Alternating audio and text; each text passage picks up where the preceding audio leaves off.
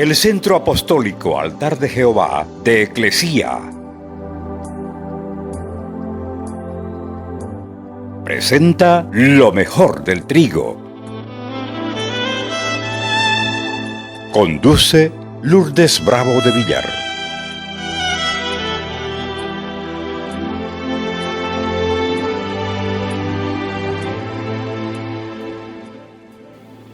Salomón, ¿recuerdan al rey Salomón?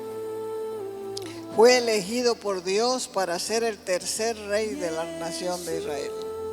Su nombre, Salomón, significa paz. O sea que todas las batallas las había ganado David, su padre. Y cuando David, su padre, quiso edificar el templo, le dijo, no lo harás tú. Lo va a hacer un hijo tuyo. Salomón significa paz. El otro había ganado las batallas, había peleado toda su vida para establecer un reino, había preparado muchas cosas para el templo, pero le dijo, no, vos no, tu hijo. Porque en el tiempo de Salomón habría paz en el territorio de Israel. Así que él comenzó su reinado con todo el respaldo de Dios, y Dios lo llenó de gracia, lo llenó de sabiduría, lo llenó de inteligencia, lo llenó de riqueza, lo llenó de gloria. Pero este hombre por poco se pierde, porque al final de sus días estaba re mal estaba. Así que tu fortaleza y tu poder no tienen nada que ver con la antigüedad que tienes como hijo de Dios, ni tienen nada que ver con la iglesia donde asistes, ni con el pastor o la pastora que tenés. Tiene que ver con tu relación con Dios. Lo que vale, lo más importante en tu vida es la relación con Dios. Es que yo soy débil. ¿Y desde cuándo el pecado es vitamina? Vos en realidad no sos débil, sos un reverendo pecador. Eso es lo que sos. No has podido no ceder a la tentación y has cedido a la tentación y al pecado. Y por esa causa, por falta de conocimiento, por falta de entendimiento, por falta de búsqueda de Dios, entonces el ser humano se debilita y no puede vencer el pecado. Pero el que lee la Escritura, le es más difícil caer, porque todo lo que uno lee se va quedando en la mente y en el corazón y se convierten en mandamientos y principios que regulan nuestra conducta. Cuando Israel andaba bien con Dios, nadie lo podía tocar. Recuerden que él le dijo a Josué, nadie te podrá hacer frente. De día y de noche vas a meditar en este libro de la ley. Pero cuando el pueblo andaba mal con Dios, venía el enemigo y los disciplinaba de parte de Dios. ¿Cuál sería entonces la causa de la maldición? El pecado. Siempre el pecado, porque el pecado siempre acarrea o conlleva, trae maldiciones. Toda vez que hay una maldición en la vida de una persona, hay una raíz de pecado. Si nosotros nos preguntamos, ¿cómo eran nuestros abuelos? ¿Les gustaría ver una foto de cómo eran sus abuelos? Yo creo que sí, porque uno ve la fisonomía de ellos y ve que uno ha heredado los rasgos también. Pero no solamente heredamos los rasgos físicos, heredamos también las maldiciones. Y si nosotros nos preguntamos cómo eran nuestros abuelos, ya ahora la gente no se acuerda de nada, ni en la familia. ¿Usted conoció a abuelito? No lo conocí. ¿Sabe usted qué se llama su abuelo, su bisabuelo? No sé qué se llama. Pero si supiéramos iríamos a tener grandísimas sorpresas. Deuteronomio habla también de pecados sexuales, los cuales Dios castiga más que ningún otro, como el adulterio, la fornicación, el lesbianismo, la homosexualidad, el bestialismo, la pornografía, la masturbación. Son maldiciones muy serias, porque el pecado también es serio. Y viene la ira y la violencia también es algo que se hereda. Así que cuando vemos la violencia que pasa de generación en generación, nos sorprendemos. Y decimos, pero ¿a quién ha salido este muchacho así? ¿O a quién ha salido tan atrevida esta chica? Como no conocemos lo de atrás, no sabemos a quién. Pero si nosotros comenzamos a pensar con la Escritura, nos vamos a dar cuenta que el primer cruel fue el padre o el abuelo. Luego viene la hija, después viene el nieto, luego vienen los bisnietos. Y nos damos cuenta que estamos bajo una maldición. A veces las maldiciones saltan una generación o por lo menos no se ve tan fuerte en la próxima generación. Pero después, cuando aparece la siguiente generación, la gente se pregunta, ¿y a quién salió este así? Se criaron en la misma casa, fueron enseñados de la misma manera, de la misma forma, fueron educados, recibieron disciplina para corregirse, pero sin embargo, ni la disciplina ni la educación cambió esos caracteres. Deuteronomio, capítulo 28, verso 21 al 23. Dice, el Señor te enviará una peste que acabará contigo en el país que vas a ocupar. También te enviará epidemias mortales, fiebres malignas, inflamaciones, calor sofocante, el cáncer es caliente y la diabetes también. Sequía y plaga sobre tus trigales, epidemias que te perseguirán hasta destruirte. Está hablando de las maldiciones, de las sequías y las enfermedades. Las enfermedades y el enemigo que nos persigue son parte del pecado. Cuando nosotros somos desobedientes y transgredimos o quebrantamos la ley de Dios, viene la maldición. Verso 23 al 24. Deuteronomio también. Habla acerca de la sequía. Y los cielos que están sobre tu cabeza serán de bronce. Y la tierra que está debajo de ti de hierro. Dará Jehová por lluvia a tu tierra polvo y ceniza de los cielos. Descenderán sobre ti hasta que perezcas. Dios dijo que si nos metemos en la idolatría y en el pecado, vamos a causar en nuestra vida sequía y hambre. Porque la sequía y el hambre es tanto física como espiritual. Cuando los israelitas cayeron en idolatría bajo el reinado de Acab y Jezabel, Elías, el profeta Elías, oró y le dijo, Dios, no permitas que llueva durante 3 años y medio. Así que hubo una sequía tremenda en Israel. Pero en vez de arrepentirse Acab, lo achacaba a Elías. Porque Elías había sido la voz de Dios que alertó al pueblo que venía una sequía por causa de sus pecados. Y Acab no quería entender que la sequía era causa del pecado de él y de su nación. Así que cuando la gente se arrepintió después del el desafío que hizo Elías en el monte Carmelo, cayó fuego del cielo quemó el sacrificio que hizo Elías y luego Elías oró y esperó hasta que vino la lluvia. ¿Por qué? Porque cuando la gente se arrepiente, se revierten las maldiciones. Se revierte porque es la única forma, el arrepentimiento, de quebrar la maldición. No existe otro. Y no es un arrepentimiento de boca, es un arrepentimiento que tiene que ser real.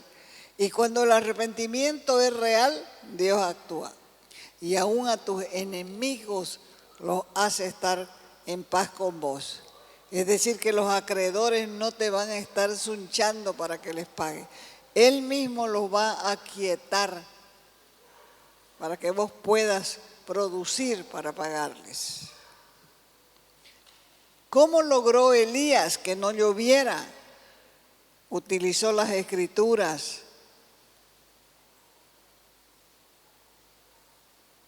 No fue porque él se enojó con Acab y Jezabel, se llenó de amargura y él dijo, bueno, voy a parar la lluvia. Él simplemente se limitó a orar la palabra de Dios. Y él dijo, vive Jehová, en cuya presencia estoy, que no habrá lluvia ni rocío en estos años, sino por mi palabra. Primera de Reyes, capítulo 17, verso 1.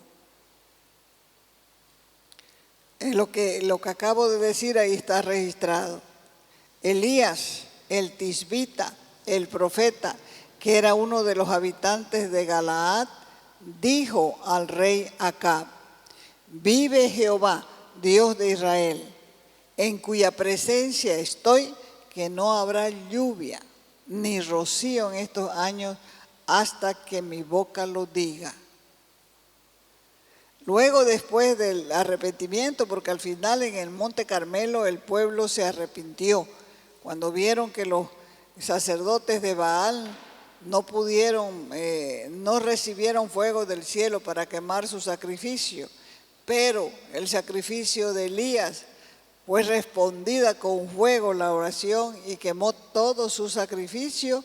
Entonces se dieron cuenta que Jehová es Dios. Y Elías dio la orden y dijo, mátenlos a todos. ¿Por qué tenían que matarlo? ¿De malo? ¿De malo? Porque la gente estaba contaminada con toda esa enseñanza de esos brujos malvados. La gente estaba contaminada, por lo tanto tenía que pagar lo que habían hecho de desviar el corazón de Dios a su propia idolatría. Hay leyes que están en la Biblia y la gente no quiere cumplir. Cuando un toro acornea a una persona, el toro tiene que ser muerto, tiene que matarlo, porque lo va a volver a hacer. Cuando un perro hace lo mismo, lo va a volver a hacer, hay que matarlo. Esas son leyes que están en la Escritura y la gente pasa por alto.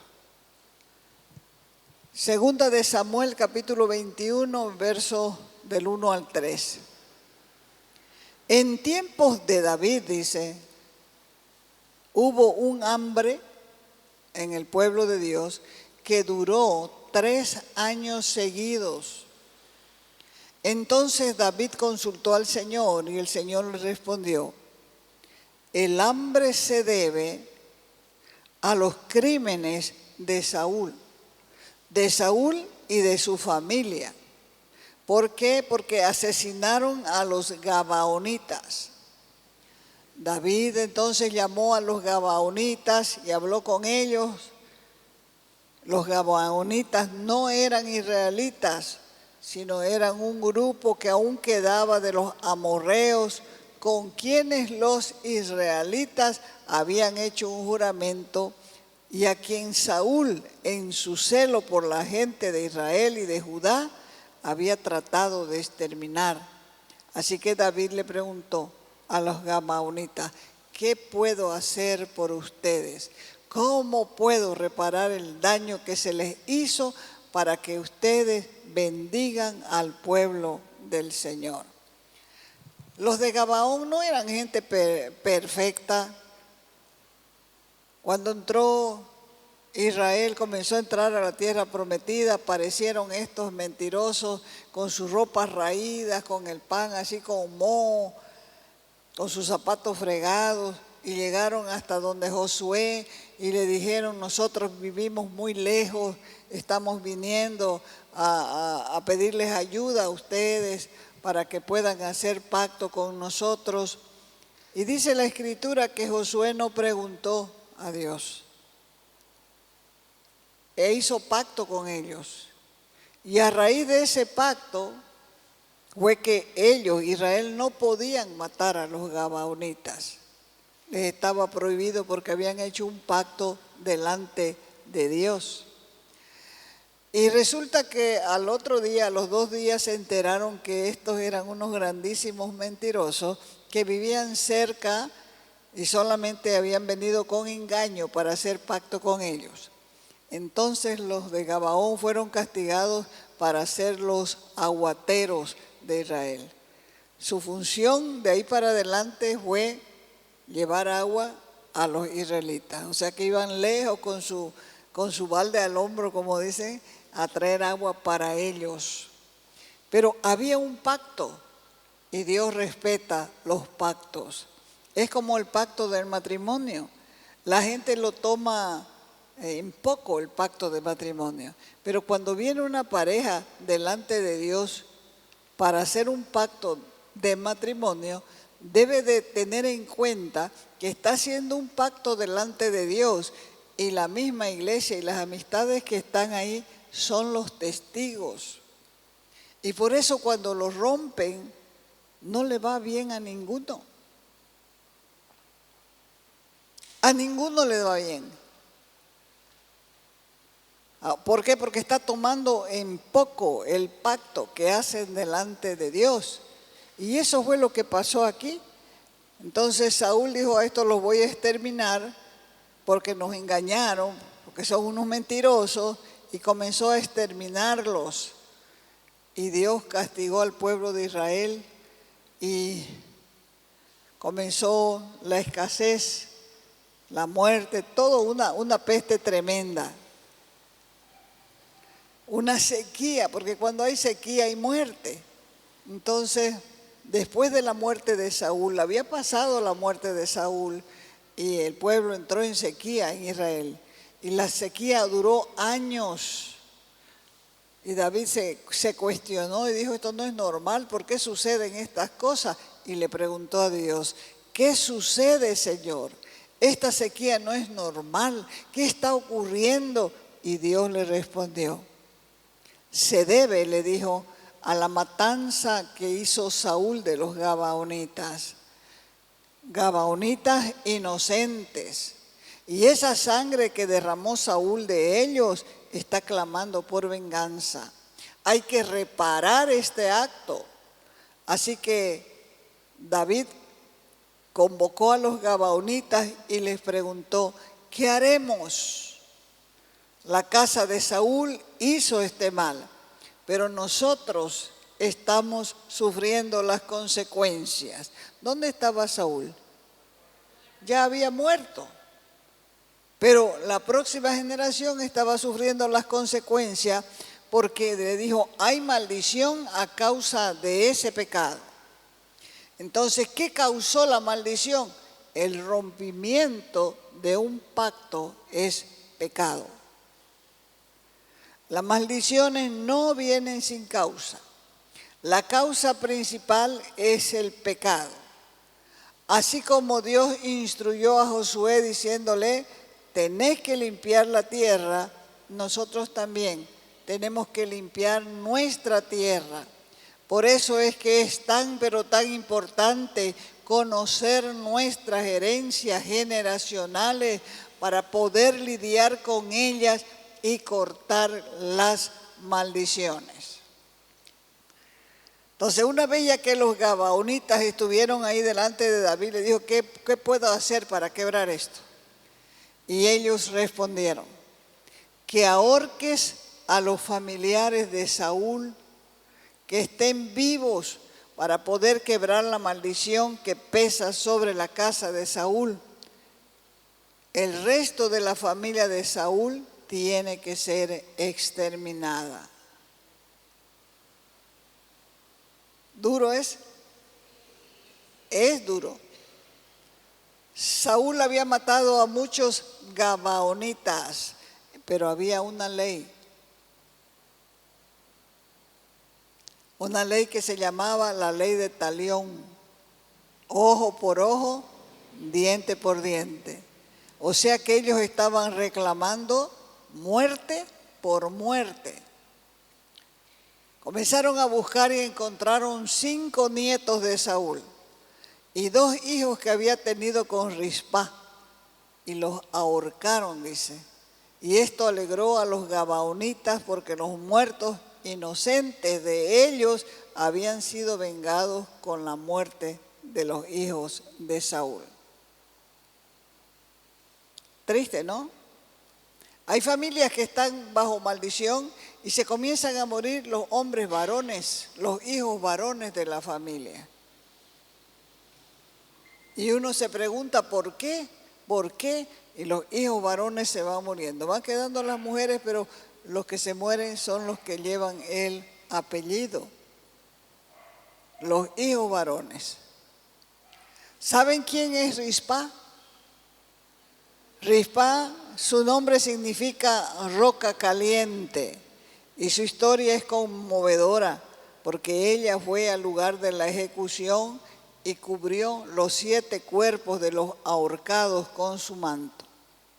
Ella se quedó llorando por la muerte de sus hijos y cuidándolos para que los buitres no se los coman, hasta que la noticia llegó a oídos de David y él decidió honrar los muertos de la casa de Saúl, la casa real, juntó los huesos, añadió los de Saúl, añadió los de Jonatán y los enterró con todos los honores en un sepulcro familiar. Enfermedad y problemas hereditarios. ¿Qué es la herencia? Según el diccionario, dice que la herencia es una serie de caracteres psíquicos, biológicos, que transmiten los padres a los hijos. Hay familias enteras que experimentan el fracaso, o familias enteras que mueren de la misma enfermedad, o por accidentes trágicos, o con muertes prematuras, o por suicidio. La Biblia habla de ciertas enfermedades familiares. Vamos otra vez a Deuteronomio, capítulo 28, verso 27 adelante. Dice, el Señor te hará sufrir con llagas, como a los egipcios, y con tumores, con sarna y tiña. No podrás curarte de estas enfermedades. También, dice el verso 28, te hará padecer locura, ceguera y confusión y turbación de espíritu. La úlcera de Egipto son forúnculos, son nódulos, son tumores que a veces son cancerígenos. La locura, la turbación de espíritu son estados mentales de confusión, la amnesia, la esquizofrenia, los bipolares, los paranoicos, todos esos son tipos de enfermedades mentales. La ceguera puede ser catarata, miopía, hipermetropía y toda clase de enfermedades oculares. ¿Han notado que hay familias donde todos sus miembros usan lente? ¿Lo han notado? Tienen que ser observadores. Todos usan lentes. Cuando es así, la gente se encuentra bajo una maldición y necesitan ser liberados de ella. Dios habla también de la pobreza y habla de la escasez en Deuteronomio 28, del verso 29 al 30.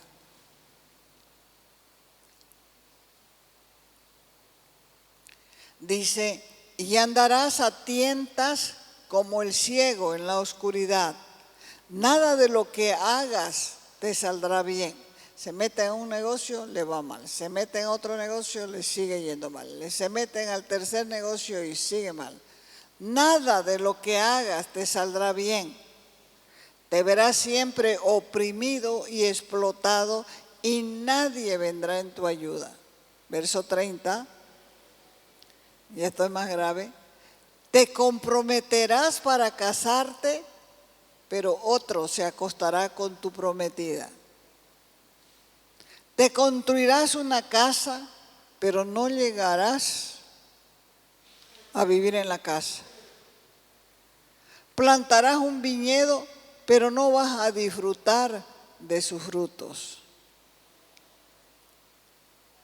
Y esto no se trata de tener hábitos financieros malos o falta de enseñanza en el uso del dinero.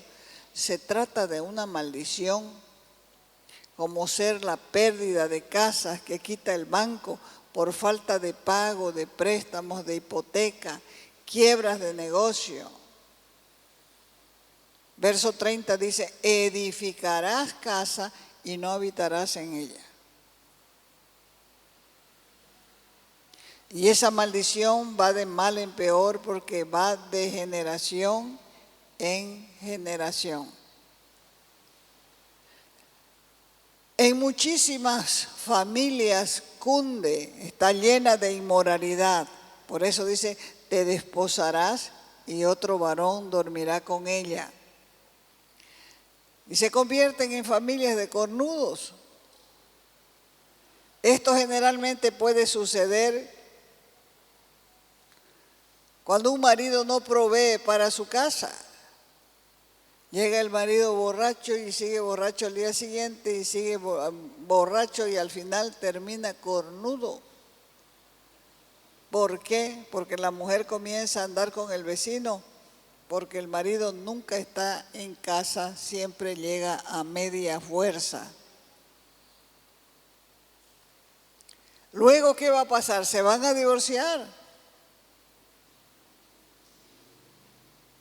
Y normalmente la mujer queda con los niños, pero esos niños crecen sin paternidad, sin saber quién es su verdadero padre, ya que su madre anda con uno y anda con otro. Esos necesitan ayuda, necesitan mucha ayuda, porque la paternidad es sumamente importante. Por eso Dios la proveyó.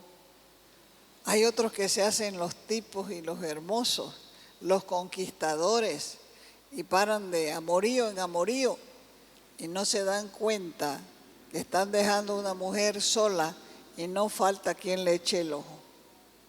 No va a faltar, porque las buenas mujeres se las conoce.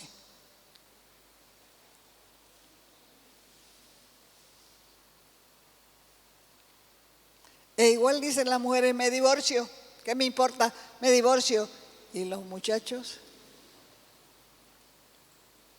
¿Y los muchachos? La pobreza engendra inmoralidad, engendra vergüenza, falta de atención, robo, crímenes. Porque la maldición en una generación crece y va empeorando en la próxima generación. ¿De dónde provino la maldición? Por causa del pecado. Porque la maldición, dice la Escritura, nunca viene sin causa.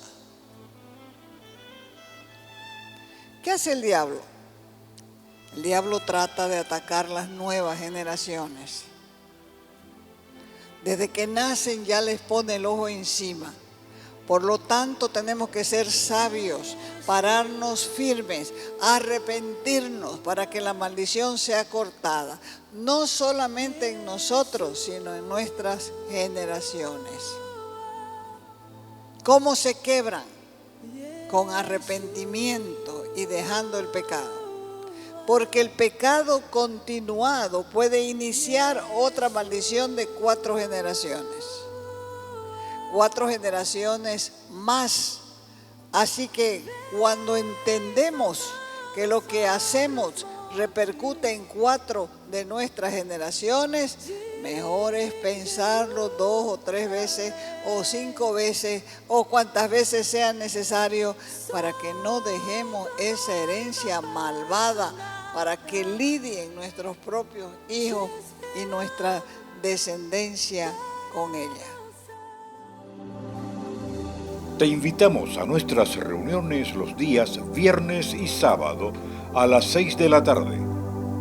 Los domingos a las 10 de la mañana y a las 6 de la tarde. Calle Nicolás Suárez, esquina Félix Pinto.